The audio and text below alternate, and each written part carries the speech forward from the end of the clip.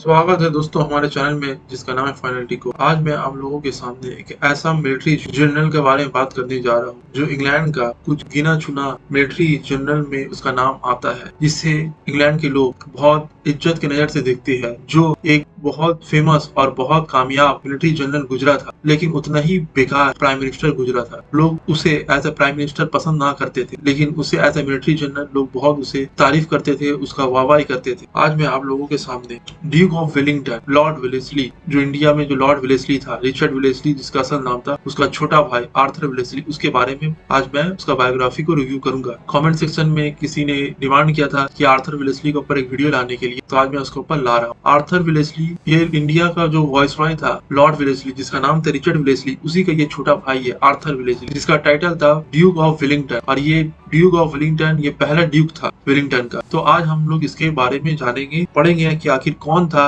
England में इसे लोग क्यों इज्जत की नजर से देखते हैं, क्यों इसे लोग एज अ प्राइड का सिंबल मानते हैं और करेज का सिंबल मानते हैं। इंग्लैंड में जाइएगा तो आर्थर वेलेस्ली को लोग बहुत इज्जत से देखते हैं, उसका खिलाफ आप कोई बुराई नहीं सुन सकते, ऐसा उसका रुतबा बना हुआ है। एक एरिस्टोक्रेटिक फैमिली से था, लेकिन होने के बावजूद उसने मिलिट्री में होते हुए भी उसने इंग्लैंड में एक अपना बहुत बड़ा रुतबा बनाया, और आज तक लोग इंग्लैंड में, खासकर इंग्लैंड में और पूरा यूरोप में उसे के इज्जत की नजर से देखते हैं। देखिए 19वीं सेंचुरी का इंग्लैंड का एक लीडिंग पॉलिटिकल और मिलिट्री फिगर गुजरा है, जिसे याद किया जाता है वाटरलू 1815 में, बैटल ऑफ वाटरलू जो नेपोलियन का साथ हुआ था, जिसमें नेपोलियन हार गया था और पूरा तरीका से नेपोलियन का सपना चूर चूर हो गया था। उस वॉर में भी यही ब्रिटेन का आर्मी को लीड कर रहा था कौन, आर्थर वेलेस्ली, जिसने नेपोलियन को एक शर्मनाक हार से दो चार किया था। आज इसका मिलिट्री जनरल आज भी का जो डिफेंसिव स्किल है, जिसका वजह से इसे लोग आज तक याद करते हैं, और इसका डिफेंसिव स्किल आज भी स्कूलों में पढ़ाया जाता है। बहुत सारा अकेडमी जो मिलिट्री स्कूल होता है वहां पर पढ़ाया जाता है। दो तरह का वॉर में दो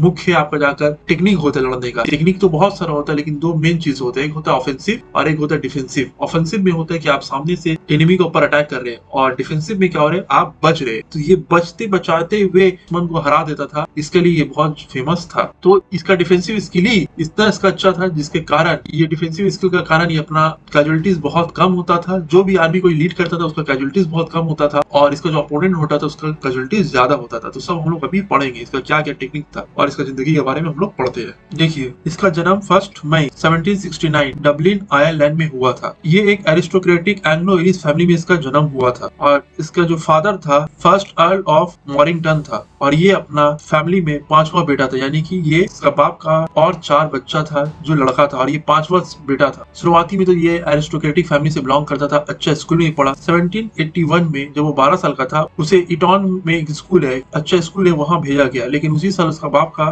डेथ हो जाता है, जिसका वजह से फाइनेंशियल प्रॉब्लम आने की वजह से उसे स्कूल से निकाल दिया जाता है। फिर वो बेल्जियम जाता है, फिर फ्रांस का मिलिट्री स्कूल में जाता है। तो उसका माँ विधवा होती है, तो उसका भाई जिसका जो बड़ा भाई जो रिचर्ड वेलेस्ली होता है, उसे क्या करती है, उसका बाप का जो पोस्ट था, जो अर्ल था उसका बाप, जो इस पोजीशन में उसका बाप था, उसका पोजीशन उसे मिल जाता है। लेकिन छोटा बेटा को भी तो पढ़ाने पड़ेगा, तो इसके लिए उसका माँ एक बहुत हेवी कोटेशन है कि food for powder and nothing more, यानी कि वो अपना बेटा को बताती है कि खाने के लिए सिर्फ हमारे पास पाउडर है और कुछ नहीं, यानी कि हमारे पास तो खाने के लिए सिर्फ पाउडर है और कुछ नहीं है, तो हम लोग इसे अच्छा स्कूल में कैसे पढ़ाएंगे। तो इसका माँ ने देख ली कि हम लोग अच्छा स्कूल में पढ़ा नहीं सकते हैं, कोई अच्छा डिग्री नहीं दिला सकते, तो उसका माँ का सपना था कि अब मेरा लड़का एक मिलिट्री में जाए, मिलिट्री बने और एक आर्मी स्कूल में जाए। लेकिन एक बात आपको बता दूं, इसे आर्मी में ज्वाइन होने का कभी भी इसे सपना नहीं था। इसे तो म्यूजिक बहुत ज्यादा पसंद था, इसे म्यूजिक पसंद था, लेकिन किसी पता था कि इतिहास में इंग्लैंड का एक फेमस मिलिट्री जनरल गुजरेगा, जिससे लोग आज भी इंग्लैंड के लोग याद करेंगे। तो जो भी हो, इसकी माँ ने इसका बहुत साथ दिया और इसे एक अच्छा सक्सेसफुल मिलिट्री बनाया। 18 साल का उम्र में इसे इरिश वाइसरॉय, आयरलैंड का एक वाइसरॉय होता है, उसका इसे असिस्टेंट का जॉब मिल जाता है। 24 साल का उम्र में वो एक कर्जदार बन जाता है, क्योंकि इसे शराब पीने का बहुत ज्यादा लत था और जुआ खेलने का। तो ये जुआ और शराब में बहुत धुत रहता था। तो ये धुत तो था, इसका पास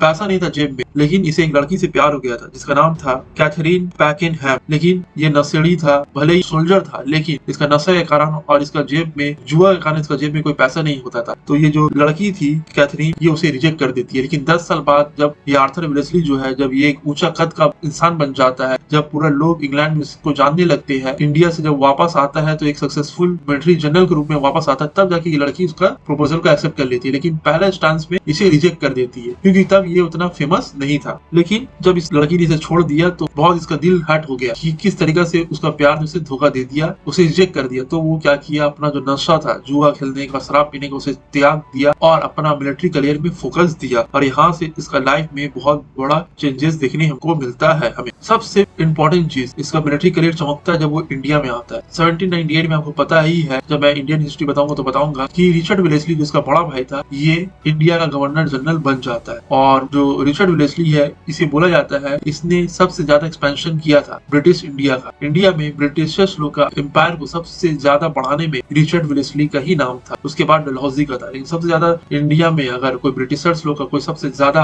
एम्पायर को एक्सपैंड किया, वो था रिचर्ड वेलेस्ली। देखिए, इंडिया में आने से पहले वो कुछ दिन तक आपका जाकर नीदरलैंड में भी रहा था और वहां पर आपका जाकर फ्रेंच रेवोल्यूशन के बाद नेपोलियन आ गया था। तो नेपोलियन क्या करा था, नीदरलैंड में अटैक करके बहुत सारे एरिया कैप्चर करा था। तो वो भी वहां पर गया था, लड़ाई किया था। तो वहां का भी जाकर उसे भी अच्छा एक्सपीरियंस हो गया था कि किस तरीके से लड़ाई किया जाता है। नीदरलैंड में जाकर उसे बहुत अच्छा वैल्यूएबल लेसन, किस तरीके से एक लीडरशिप होना चाहिए, किस तरीके से ऑर्गेनाइजेशन करना चाहिए और क्या टेक्निक होना चाहिए, ये सब चीज वो नीदरलैंड में भी सीखा। फिर इसको अप्लाई वो इंडिया में आकर किया। फिर 1796 में वो इंडिया आ जाता है। अब ये इंडिया में जब आते हैं, इसका जो पोस्ट होता है वो बढ़कर कर्नल हो जाता है और ये चीफ एडवाइजर होता है निजाम ऑफ हैदराबाद का। निजाम ऑफ हैदराबाद का जो आर्मी का जो चीफ होता है, उसका चीफ एडवाइजर ये बन जाता है। तो निजाम ऑफ हैदराबाद का जो आर्मी का चीफ एडवाइजर था, वो कौन बना, आर्थर वेलेस्ली बन गया। और ये 1799 में फोर्थ एंग्लो मैसूर वॉर में भी लीड किया था, 33rd रेजिमेंट को लीड किया था। और ये लड़ाई हुआ था आपका जाकर मैला वैली में और श्रीरंगापट्टनम में। देखिए, श्रीरंगापट्टनम में फोर्थ एंग्लो मैसूर वॉर हुआ तो ये अकेला आर्मी जनरल नहीं था, लीडर नहीं था, और भी बहुत सारे स्टुअर्ड भी बहुत कोई भी फोर्थ एंग्लो मैसूर वॉर को लीड कर रहे थे। ये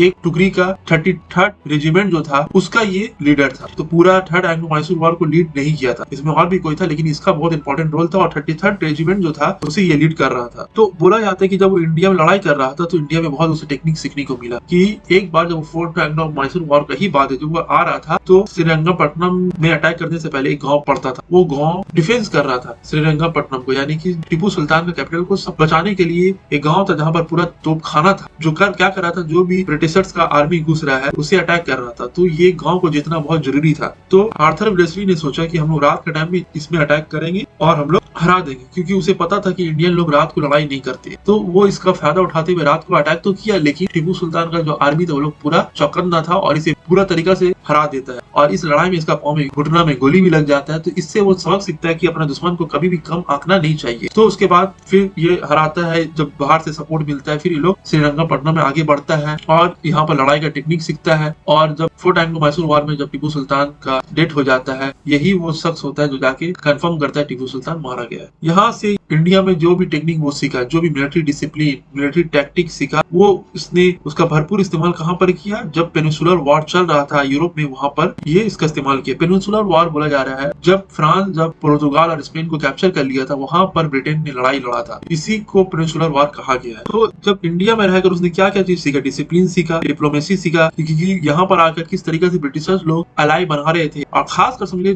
चोरी बेईमानी सीखा वो इंडिया में आकर कि किस तरीके से ब्रिटिशर्स लोग इंडिया का जो नवाब है या राजा रजवाड़ा है, उन लोग किस तरीके से बेवकूफ बना रहे हैं और समझ लीजिए दोस्त का नाम पे उन लोग को चुरन देकर उन लोग का राजपाट को हथिया ले रहे हैं। ये सब चीज वो इंडिया में रहकर सीखा और इसका पूरा भरपूर इस्तेमाल उसने कहां पर किया, पेनिनसुलर वॉर में। लेकिन 1799 में जाने से फोर्थ एंग्लो मैसूर वॉर का बाद और बड़ा लड़ाई होता है और आर्थर वेलेस्ली बोलता है ये उसका जिंदगी का सबसे ज्यादा खूनी और सबसे दर्दनाक और सबसे डेंजरस वॉर था। 1802 में सेकेंड एंग्लो मराठा वॉर होता है और 23 सितंबर 1803 को असाई एक जगह है महाराष्ट्र में, वहां पर ये लड़ाई होता है। उस लड़ाई में आर्थर वेलेस्ली ब्रिटेन का आर्मी को लीड कर रहा था और वो क्या करता है, सेकेंड एंग्लो मराठा वॉर जीत जाता है और एक बड़ा मेजर विक्ट्री होता है किसका, आर्थर वेलेस्ली के लिए। लेकिन वो ये बोलता है कि ये लड़ाई सबसे ज्यादा अब तक जो उसने उस वक्त तक का उसका सबसे ज्यादा दर्दनाक और डेडली लड़ाई था। वो इस लड़ाई में ग्वालियर और एरगम नाम का जगह को क्या करता है, कैप्चर कर लेता है। देखिए, आर्थर वेलेस्ली इंग्लैंड जाता है 1806 में और जाने के बाद उसको बहुत आओ भगत होता है, उसको बहुत इज्जत होता है और वो टोरी पार्टी होता है इंग्लैंड में, उससे वो इलेक्शन लड़ता है उस पार्टी के नेतृत्व में और वो क्या बन जाता है, पार्लियामेंट बन जाता है, एमपी बन जाता है। और वो लड़ता कहाँ से इलेक्शन, राय एक जगह है वहीं से वो लड़ता है। और इसके बाद से वो मिलिट्री जनरल भी एक तरफ से रहता, जब उसको जरूरत पड़ता था तो वो लड़ाई में भी जाता था, आर्मी को लीड भी करता था और वो एज अ एमपी का तरह भी वो काम किया करता था। अब आते हैं पेनिनसुलर वॉर में। पेनिनसुलर वॉर में क्या रहा, इसका लाइफ स्टाइल क्या रहा, पेनिनसुलर वॉर में इसने क्या टेक्निक इस्तेमाल किया। 1808 में वेलेस्ली क्या बन जाता है, लेफ्टिनेंट जनरल बन जाता है और उसे पुर्तगाल भेज दिया जाता है। क्या करने के लिए, फ्रेंच आर्मी को हराने के लिए। और वहां जाकर वो फ्रेंच आर्मी को हराता है रोलिका और वी मियोरो में, फ्रेंच आर्मी को वो हरा देता है। और यहाँ पर जाके वो एक टेक्निक का इस्तेमाल करता है जिसका नाम होता है रिवर्स स्लोप डिफेंस टेक्निक। ये टेक्निक में होता है क्या, सिंपल में मैं बता दूं, मान ली आप कहीं पर लड़ाई हो रहा है तो आप ग्राउंड में अपना कुछ टुकड़ी को भेज दीजिएगा और वो टुकड़ी तीन तरफ से जो दुश्मन का आर्मी उसको घेर लेगा और एक टुकड़ी जो रहेगा वो पहाड़ के ऊपर से पूरा वॉर को देखेगा, एक टुकड़ी पहाड़ का पीछे छुपा हुआ रहेगा। और पहाड़ के ऊपर होने का फायदा क्या है कि आप पूरा तरीका से ऊपर से आप क्या कर सकते हैं, नजर रख सकते हैं अपना दुश्मन के ऊपर। और कभी भी अगर ग्राउंड में लड़ाई जो चल रहा है अगर आपका आर्मी कमजोर पड़ गया तो आप ऊपर से अपना आर्मी को भेज सकते हैं। और ऊपर में रहने का बेनिफिट ये है कि कोई नीचे से कोई भी आपके ऊपर आर्टिलरी बमबारी नहीं कर सकते, नीचे से ऊपर की तरफ बमबारी नहीं हो सकती, जबकि ऊपर से नीचे की तरफ आसानी से बमबारी हो सकता है। तो ये टेक्निक का उसने इस्तेमाल किया था ये पेनिनसुलर वॉर में। और ये जो टेक्निक था रिवर्स स्लोप डिफेंस टेक्निक, ये इसमें एक डिफेंस टेक्निक था, छुप के लड़ना है, अपना आर्मी को बचाते हुए लड़ना है। ये टेक्निक बहुत फेमस रहा और बाद में यही टेक्निक का उसने इस्तेमाल किया था वाटरलू की लड़ाई में नेपोलियन के खिलाफ। ये भी लड़ाई तो समझिए नेपोलियन के खिलाफ ही चला था, लेकिन वाटरलू में भी यही टेक्निक का उसने इस्तेमाल किया था। लेकिन फिर कुछ एक कंट्रोवर्शियल कन्वेंशन होता है सिंट्रा में 1809 में, उसमें इसके ऊपर कुछ इल्जाम लगता है तो उसे ब्रिटेन बुला लिया जाता है कोर्ट ऑफ इंक्वायरी के लिए कि इसके ऊपर इंक्वायरी चलेगा तो तुम वापस पुर्तगाल से कहाँ आ जाओ, इंग्लैंड आ जाओ। लेकिन वो जाता है, लेकिन उसके ऊपर जो भी इल्जाम लगता है उसे बरी कर दिया जाता है। फिर से वो पेनिनसुलर वॉर में उसे भेज दिया जाता है। अब ये यहाँ आके ओपोर्टो में फ्रेंच आर्मी लोग को हराता है, पुर्तगाल से भगा देता है। फिर ये अपना दुश्मन लोग को स्पेन में जाके लड़ता है और स्पेन में एक जगह है तलावेरा, 1809 में वो जगह में भी वॉर करता है और जीत जाता है। और इस लड़ाई के बाद उसे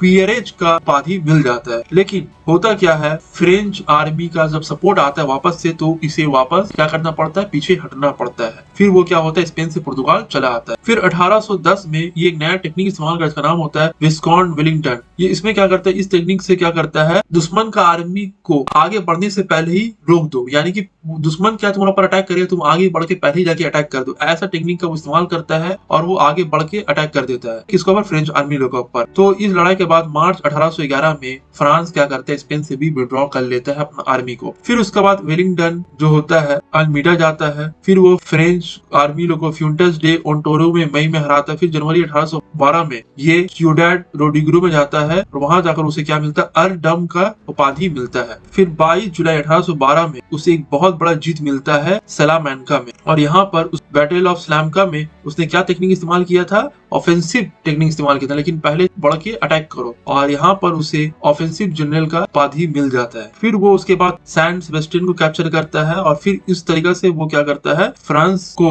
हराते ही रहता है और आगे बढ़ता चला जाता है। फिर जब 1814 में नेपोलियन को जब अगवा कर लिया जाता है और उसे कैप्चर करके प्रिजन में डाल दिया जाता है, तो ये जो वेलिंगटन है, वेलेस्ली है, वापस इंग्लैंड आता है और इसे एज अ वॉर हीरो की तरह लोग स्वागत करते हैं और इसको ड्यूक ऑफ वेलिंगटन का उपाधि भी मिल जाता है। और ये पहला ड्यूक था वेलिंगटन का। अब आते हैं बैटल ऑफ वाटरलू 1815 में लड़ा गया था। ये सबसे इंपॉर्टेंट लड़ाई था आपका जाकर आर्थर वेलेस्ली का, जिसका वजह से आज भी इसे याद किया जाता है। देखिए, Arthur Wellesley Congress of Vienna में अटेंड करता है क्योंकि वो कांग्रेस ऑफ वियना हुआ था कि यूरोप में शांति लाने के लिए। वियना एक जगह है ऑस्ट्रिया में, वहीं उसका कैपिटल है, वहीं पर ये मीटिंग हुआ था और यूरोप में किस तरीके से अमन शांति लाया जाए उसके लिए ये प्लान था। लेकिन नेपोलियन को ये अमन शांति पसंद नहीं था। नेपोलियन चाहता था कि पूरा दुनिया में हुकूमत। तो उसने क्या किया, फ्रांस में भाग के, जहां पर उसे किडनैप करके रखा गया था नेपोलियन को, वो भाग के वापस आता है फ्रांस और फरवरी 1815 में वो अपने आप को फिर से फ्रांस का लीडर घोषित कर देता है और वो क्या कर देता है, बेल्जियम में अटैक कर देता है। और बेल्जियम का जो कैपिटल होता है ब्रुसेल, वहां पर वो सोचता है कि वहां पर मैं जाके कैप्चर कर लूं। और ये जो वाटरलू है ये बेल्जियम ही में पड़ता है, उस वक्त ये नीदरलैंड का पार्ट हुआ करता था। तो जब जैसे ही वाटरलू पता लगता है कि ये बेल्जियम में अटैक कर दिया है, वैसे ही फौरन ही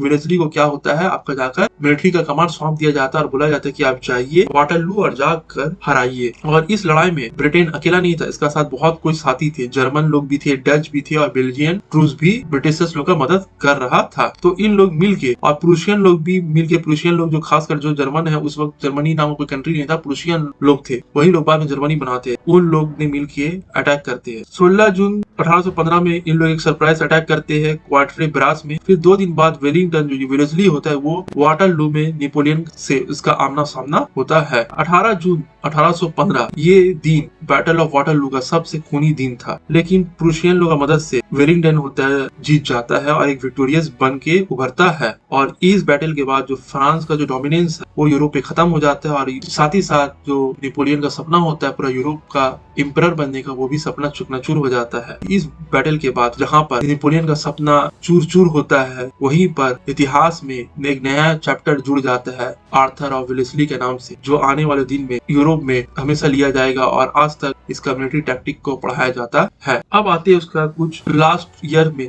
अब जब वो मिलिट्री जनरल था, मरते दम तक तो वो मिलिट्री जनरल था ही था, लेकिन उसके अलावा भी जब उम्र होते गया तो वो डायरेक्ट लड़ाई को लीड नहीं करता था। तो उसके बाद वो 2 मरतबा प्राइम मिनिस्टर भी बना था ब्रिटेन का। देखिए, फिर वो अपना पॉलिटिकल करियर में अपना लक आजमाता है और वो प्राइम मिनिस्टर रहता है 1828 से लेकर 1830 तक। फिर 1834 में फिर से वो प्राइम मिनिस्टर बनता है, यानी कि वो 2 टर्म प्राइम मिनिस्टर रहता है। पहला टर्म पूरा करता है, दूसरा टर्म वो पूरा कर नहीं पाता है, लेकिन 2 बार वो प्राइम मिनिस्टर बनता है ब्रिटेन का। देखिए, ये जितना ही अच्छा इसका टेक्निक था लड़ाई में, लेकिन एज अ पॉलिटिकल करियर इसका उतना अच्छा नहीं था। बोला जाता है कि ये जब आया तो इसने बहुत सारा ऑटोक्रेटिक और बहुत सारा सप्रेसिव कानून को पास किया। एक तरफ तो उसे वॉर हीरो तरह तो देखा ही जाता है, लेकिन एज अ प्राइम मिनिस्टर उसने जो कानून पास किया, खासकर उसका सबसे एक बुरा कानून में माना जाता है कि उसने बहुत ज्यादा छूट दे दिया था रोमन कैथोलिक चर्च को, जिससे आम जनता बहुत ज्यादा नाराज थे। तो भले ही ये प्राइम मिनिस्टर से 1846-34 में वो हट गया, लेकिन वो कभी भी समझ लीजिए पब्लिक लाइफ से दूर नहीं रहा और वो मरते दम तक समझ लीजिए कमांडर इन चीफ रहा अपना आर्मी का। और वो हमेशा ही इसे